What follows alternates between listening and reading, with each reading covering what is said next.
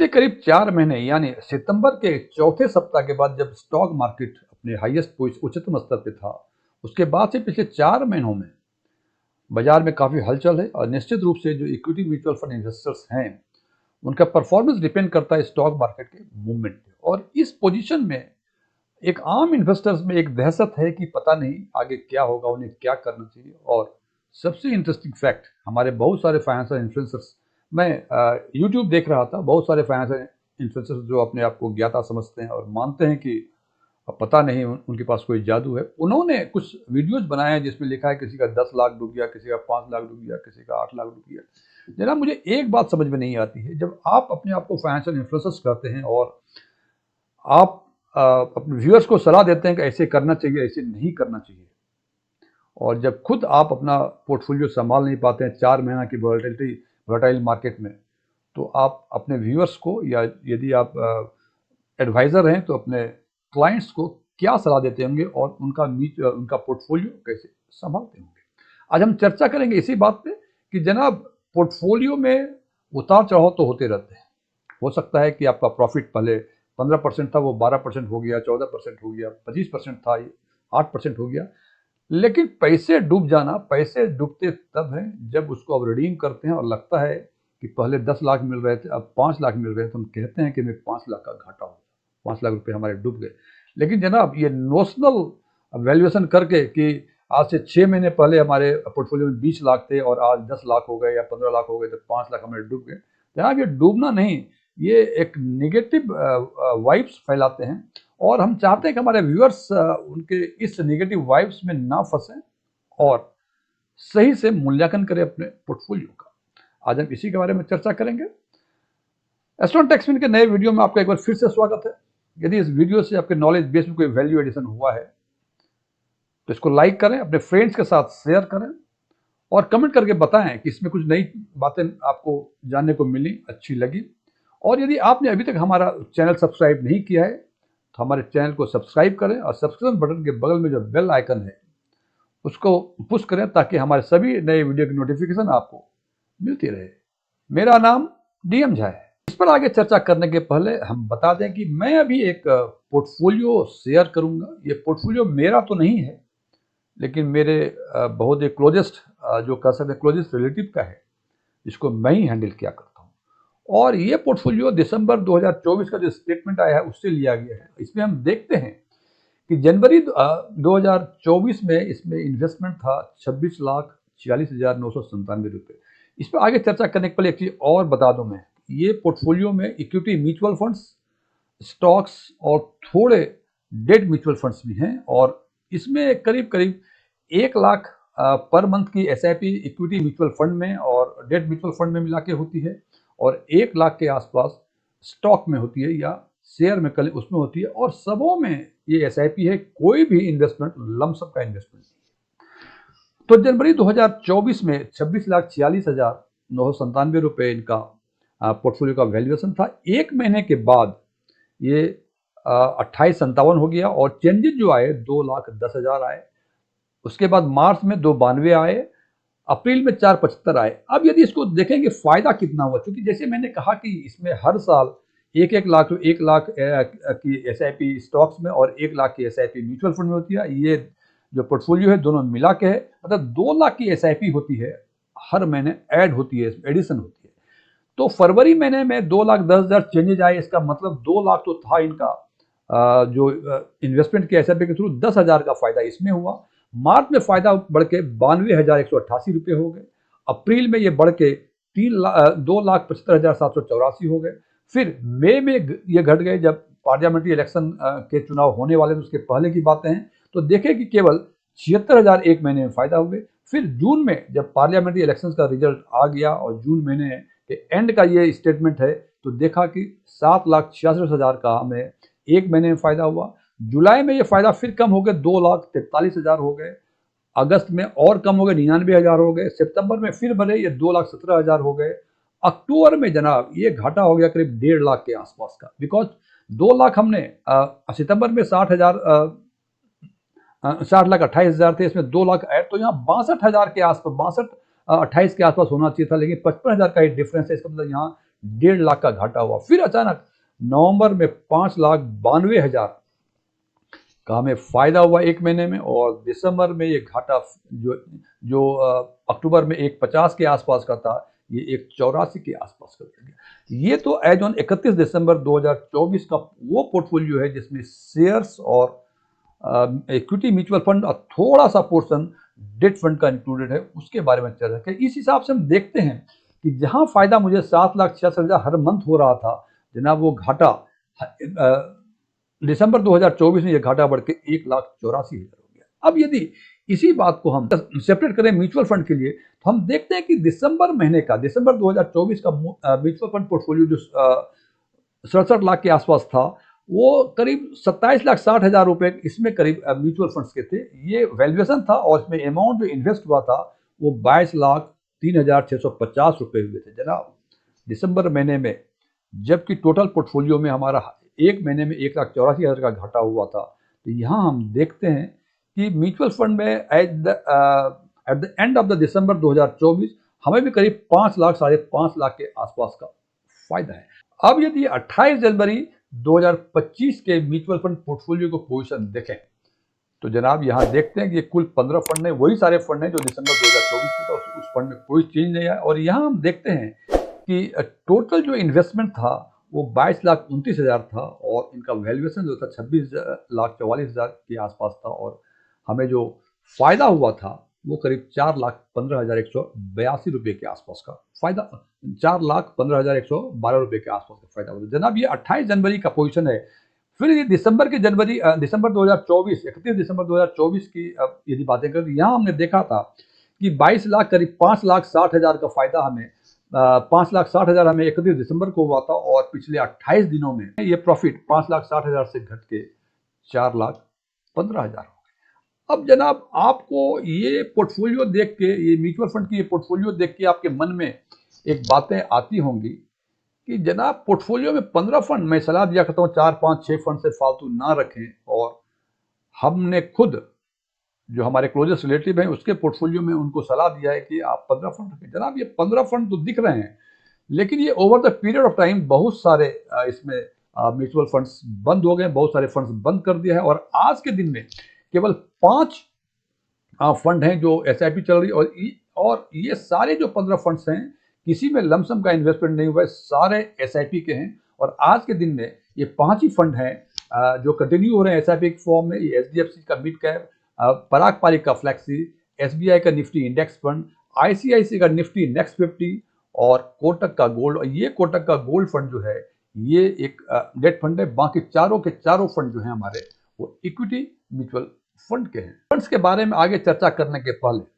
हम ये देख लें पिछले 6 महीने में म्यूचुअल फंड्स का परफॉर्मेंस क्या था। तो हम देखते हैं कि जून 2024 में 16,84,684 रुपये हमारा इन्वेस्टमेंट था, और 21,95,798 रुपये हमारे पोर्टफोलियो वैल्यूएशन थे, और एक महीने में फायदा, जून महीने में फायदा मुझे 5,11,114 रुपये हो गए। जनाब जैसे मैंने पहले चर्चा की थी कि 1 लाख रुपए की आसपास की SIP स्टॉक्स में थी, और 1 लाख की SIP इन सारे म्यूचुअल फंड से मिला के थी, तो 2,19,000, 5,11,114 रुपये का फायदा हमें हुआ था जून महीने में। बेसिकली ये फायदा, चूंकि 1 लाख तो हमारा प्रिंसिपल ही लगा था SIP फॉर, 4,11,114 रुपये का फायदा हुआ था। जुलाई में ये बढ़ के 4,93,000 हो गए, अगस्त में ये बढ़ के 5,27,000 हो गए, सितंबर में ये बढ़ के 5,97,000 हो गए, नवंबर में ये कम हो गए, और जनाब ये कम होकर 4,73,000 हो गए, और दिसंबर में ये और कम हो गए 4,56,000, और 28 जून 2025 यानी कल के डेट में ये 2,15,112 रुपये का ही फायदा इसमें दिख रहा है। यदि इसकी बातें करें तो ये, या यूँ कर लें 2,15,112 रुपये का ही फायदा हुआ। ये जो जनाब पोर्टफोलियो था म्यूचुअल फंड्स का, और इस हिसाब से हम देखते हैं कि किसी जमाने में हमें 5,97,142 रुपये का सितंबर में फायदा हुआ था। मीन्स 19,64,000 जमा किया था, और 26,61,709 रुपये हमें मिलने वाले थे। जनाब मैं फिर रिपीट कर रहा हूँ, इट इज ऑल नोशनल। ये फायदा घाटा तो तब होगा जब आप रिडीम करेंगे उसको। हमने अपने मन में ही सोच लिया कि 5,97,000 का हमें फायदा हुआ है, और आज हमने 28 जनवरी 2015 के डेट में जब स्टेटमेंट देखी तो हमको लगा कि अरे यार ये तो घाटा हो गया। आज के दिन में 4,15,000, बेसिकली पिछले एक महीने में हमें 3,15,112 रुपये का ही फायदा हुआ जनाब। ये घाटा फायदा जैसे मैंने पहले कहा था कि ये सारे नोशनल हैं, और नोशनल, और ये जनाब आप ट्रेडिंग नहीं कर रहे हैं म्यूचुअल फंड्स में, आपने इन्वेस्टमेंट के लगाया हुआ है, तो आप डेली देखेंगे मार्केट ऊपर नीचे तो होता ही रहता है। डेली देखेंगे तो खामखा आपको दिल की धड़कनें आप अपनी खुद बढ़ाएंगे, सेहत खराब करेंगे। क्योंकि यदि आपको बेचना हो या खरीदना हो, फिर तो आप देखें कि सस्ता हो या कम महंगा हो। आज बेचना है तो भाई देखो कितना का घाटा होगा, आज बेचूंगा तो। लेकिन जनाब बेचना तो है नहीं, आपको केवल देखना है। बिकॉज जब भी आप म्यूचुअल फंड में इन्वेस्टमेंट किए थे, ये मांग के किए थे कि लंबे समय के लिए होगा जनाब, या तो फाइनेंशियल गोल पूरे हो जाए, लंबे समय हो, कुछ न कुछ आपके मन में ऑब्जेक्टिव रहा होगा, उसी हिसाब से आपने इन्वेस्ट किया होगा। अब बात करते हैं कि उन 5 फंड्स की जो हमने इन्वेस्ट किया था उसका परफॉर्मेंस क्या है। बिकॉज मार्केट, ये हमने दिखा दिया कि 6 महीने की हालत ये है, और उसमें ऑफ कोर्स 15 फंड का कंट्रीब्यूशन है। लेकिन ये जो हम 5 फंड दिखाएंगे, बाकी जो 10 फंड हैं उसमें काफ़ी कम कम इन्वेस्टमेंट है। तो मेजर इम्पैक्ट इन्हीं 5 फंडों का इस म्यूचुअल फंड के पोर्टफोलियो पर है। और वो 5 फंड जो हैं, HDFC का मिड कैप, जिसमें 1,70,000 के आसपास इन्वेस्टमेंट हो चुके हैं SIP के थ्रू, और आज के दिन में 1,95,524 रुपये हैं। और जो फायदा हुआ है 25,524 रुपये, ये 52 महीने से चल रहा है जनाब। और यदि SIP का हिसाब तब XIRR का देखें तो ये 26.8% का XIRR बनता है। वहीं पराग पारिक का फ्लैक्सी कैप फंड, ये 15 महीने से चल रहा है, और यहाँ देखते हैं 15.99% का XIRR है। SBI निफ्टी, इसमें ये 47 महीनों से चल रहा है, ये 13.8% का XIRR है। ICICI निफ्टी नेक्स्ट 50, ये 16 महीने से चल रहा है, और यहाँ 2.1% का XIRR है।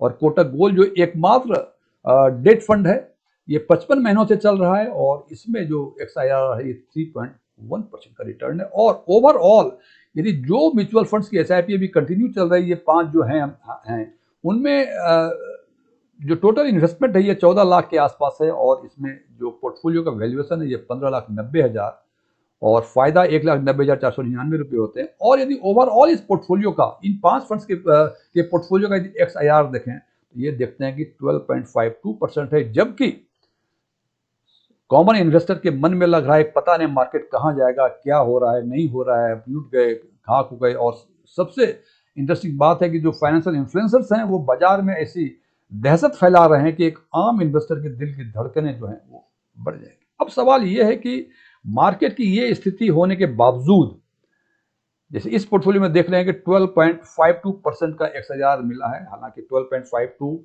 Is not a very good return, लेकिन ये बात सच है कि ये रिटर्न बहुत बुरा भी नहीं है, मीडियोकर रिटर्न ठीक है। जहां लोगों को घाटे हो रहे हैं वहां आपको 12-13% का XIRR मिल रहा है, तो जनाब ये काफ़ी बेहतर पोर्टफोलियो माना जा सकता है। अब इसके पीछे सवाल है कि आखिर इस तरह के रिटर्न पाने के लिए कि मार्केट किसी भी स्थिति में हो 12-13-14% के आसपास रिटर्न मिलता रहे, इसके लिए कुछ ना कुछ चीज़ें तो आपको समझनी ही पड़ेगी, कुछ ना कुछ स्ट्रेटजी आपको अपनानी ही पड़ेगी। सबसे पहला स्ट्रेटजी है कि एसेट एलोकेशन को प्रॉपर करें आप। एक देखिए, एक है मिड कैप, एक है फ्लैक्सी कैप, ये लार्ज कैप, ये भी लार्ज कैप, और ये कोटक का गोल्ड। हालांकि आप यदि इसके पहले वाले स्लाइड में देखेंगे तो आप देखेंगे कि यहाँ SBI स्मॉल कैप भी जो था, इसमें 3,27,000 आप इन्वेस्ट हुआ था, और इसमें 383 का पोर्टफोलियो था। और यहाँ जब फाइनल, जब अभी जो आज के दिन में जो पोर्टफोलियो है उसमें स्मॉल कैप नहीं थी। यहाँ देखें मिड कैप है, लार्ज कैप है, फ्लैक्सी कैप है, एक स्मॉल कैप नहीं है। स्मॉल कैप में भी चूंकि अभी 2-3-4 महीने पहले ही बंद किया था उसको, तो नई स्मॉल कैप में, बिकॉज SBI स्मॉल कैप की परफॉर्मेंस ठीक नहीं देखी जा रही थी, इसलिए उसको हमने बंद कर दिया है। तो जनाब सबसे पहली चीज कि एसेट एलोकेशन प्रॉपर होना चाहिए। Large cap, mid cap, small cap, flexi cap, debt fund, ये तो मेरा पोर्टफोलियो है। हमने अपने हिसाब से इसको डाइवर्सिफिकेशन के लिहाज से किया हुआ है। हर इन्वेस्टर्स का एसेट लोकेशन अलग अलग हो सकता है। ये ना सोचेंगे ये स्टैंडर्ड बेंचमार्क है हम भी ऐसा करें। हो सकता है ये इस तरह का एसेट लोकेशन आपको सूट करे, लेकिन कोई जरूरी नहीं है कि ये एसेट लोकेशन सब डिफरेंट एज वाले इन्वेस्टर्स के लिए भी सूट करे। सो अपने रिस्क प्रोफाइल को देखते हुए आप जो इन्वेस्ट करें वो ध्यान रखें कि किस एसेट में, किस सेगमेंट में करना है, उसके हिसाब से डाइवर्सिफाई करें अपने पूरे पोर्टफोलियो को। Number 2, stay invested. Normal course में मैं एडवाइस करता हूं कि हमेशा एसआईपी ही लें, don't go for lump sum investment. और यदि आपके पास लमसम पैसे हैं तो आप उसको सिस्टमेटिक ट्रांसफर प्लान यानी एसटीपी के द्वारा उसकी एसआईपी अमाउंट को ट्रांसफर करें, जिससे कि आपका रिस्क डाइवर्सिफिकेशन होता रहेगा। और यदि आपने लमसम कर भी लिया है, जैसे देखा कि 22-26 लाख के आसपास का पोर्टफोलियो है, मार्केट खराब चल रहा है, तो जनाब इससे निकले नहीं। यदि आपको लगता है कि पैसे की बहुत इमरजेंसी है, कुछ करनी है, जरूर आप एग्जिट कर लें। अदरवाइज ये सोच के कि मार्केट वोलेटाइल है, पता नहीं और कहाँ जाएगा, ये सोच के इससे रिडीम कभी ना करें। इट इज ओनली बिकॉज कि ये स्टॉक मार्केट है, इसमें तो वोलेटिलिटी तो होती ही होती है, कम अधिक तो होता था। कोविड भी आया, कोविड भी चला गया, उसके बाद 2021 में काफी बेहतर रिटर्न दिया, फिर 22 में खराब दिया, तो होता ही रहता है। सो हमेशा करें कि इस मार्केट की वोलेटिलिटी से आप घबराएं नहीं, आप इन्वेस्टमेंट में कंटिन्यू करें उसको, चाहे एसआईपी हो या एसटीपी हो, जो भी हो। हालांकि कोशिश करें कि लमसम इन्वेस्टमेंट ना करें। नंबर 3, अवॉइड थीमेटिक और सेक्टरल फंड। जनाब थीमेटिक और सेक्टरल फंड काफी रिस्की माना जाता है, बिकॉज जब ये फंड कोई पर्टिकुलर थीम या सेक्टर में चलता है तो काफी बेहतर रिटर्न देता है, लेकिन जब इसकी स्थिति खराब होती है तो उसी हिसाब से ये रिटर्न काफी खराब परफॉर्मेंस होते हैं। इसलिए इस फंड में आप तभी इन्वेस्ट करें जब आप एंट्री लेवल और एग्जिट लेवल के बारे में और पर्टिकुलर सेक्टर या थीम के बारे में प्रॉपर आइडिया हो। अदरवाइज आप भेड़ चाल में चलेंगे तो हो सकता है आपके मुकद्दर की बातें आपको अच्छे परफॉर्मेंस मिल भी जाएं, लेकिन संभावनाएं ये भी हैं कि आप कहीं औंधे मुंह गिर जाए। इसका ध्यान रखें कि सामान्य अवस्था में यदि आप एक्सपर्ट नहीं हैं तो always avoid thematic and sector. Quality fund, अब जैसे हमने mid cap, small cap, large cap, जो भी फंड में आपको जिस सेगमेंट में आपको इन्वेस्ट करना है, थोड़ा सा उसको रिसर्च करें। उस पर ये ना देखेंगे 6 महीने में बहुत अच्छा कर रहा है, 6 महीने में खराब कर लिया तो वो फंड खराब हो गया, वो अच्छा हो गया, नहीं। इसकी एनालिसिस प्रॉपर करें और क्वालिटी फंड को ही शॉर्टलिस्ट करें। और सबसे इंपॉर्टेंट, पीरियोडिकल रिव्यू करें इसको। जैसे आपने देखा कि करीब 3 लाख के आसपास एसबीआई स्मॉल कैप में इन्वेस्टमेंट था हमारा थ्रू एसआईपी। उसके बाद हमने उसको बंद कर दिया और फिर सोच रहे हैं कि किसी और एसआईपी में एक नई एसआईपी स्मॉल कैप की स्टार्ट की जाए। सो पीरियोडिकल रिव्यू करें। पीरियोडिकल रिव्यू करने का मतलब नहीं, जैसे आप बता रहे हैं कि आज जैसे देख रहे हैं कि मार्केट करीब 1% के आसपास ऊपर अभी चल रहा है, तो ये ना सोचें कि मार्केट 1% चल रहा है, अरे इतना फायदा हो गया, मार्केट 1% गिर गया तो इतना घाटा हो गया। जनाब पीरियोडिकल रिव्यू का मतलब साल 6 महीने में एक बार देखें कि क्या स्थिति है, किस हिसाब से जा रहा है। बिकॉज ये शेयर नहीं है, ये म्यूचुअल फंड्स है जनाब, इसमें रातों रात लाखपति बनने का कोई चांस नहीं है। और जो ये वादा करते हैं कि रातों रात लाखपति बनेंगे, मैं ये नहीं कह सकता हूँ गलत बोल रहे हैं, लेकिन मैं इस बात से कतई सहमत नहीं हूँ कि इन्वेस्टमेंट में रातों रात लाखपति कोई होता है। यदि कोई होता है तो वो बेसिकली सट्टा बाजार है, जुआ है, वो इन्वेस्टमेंट नहीं है। सो पीरियोडिकल रिव्यू करें, डेली ना देखें। डेली देखेंगे क्योंकि आपको पैसे की जरूरत है, आपको रिडीम करना है, तो यू गो फॉर रिडम्पशन। आप देखें कि कितना, आज 2 दिन बाद कर लूँ, 4 दिन पहले कर लूँ, वो तो ठीक है, लेकिन अब डेली खोल के देखे अरे आज 10,000 का फायदा, 20,000 का घाटा, 1 लाख कम हो गए, 4 लाख बढ़ गए, तो अनावश्यक रूप से आपकी सेहत पे ये विपरीत प्रभाव डालेगा। सो रिव्यू करें, लेकिन साल 6 महीने में एक बार करें। फ्रेंड्स, मैं समझता हूँ जैसा मैंने कहा था कि स्टॉक मार्केट ऊपर नीचे होता रहता है, इन्वेस्टमेंट भी आपके ऊपर नीचे होते रहेंगे, लेकिन यदि आप लंबी रेस का घोड़ा बनना चाहते हैं, ये जो स्ट्रेटजी हमने बताई है, इन स्ट्रेटजी को फॉलो करें। हालांकि यही केवल स्ट्रेटजी नहीं है, इसके अलावा बहुत सारी स्ट्रेटजी है। ये बताने का पर्पस था कि आप घबराएं नहीं, आप मार्केट में कंटिन्यू करें इन्वेस्टमेंट, और आने वाले दिनों में यदि ये सारी स्ट्रेटजी आप अपनाएंगे तो निश्चित रूप से आपको बेहतर रिटर्न मिलने की पूरी संभावनाएं हैं। Thank you.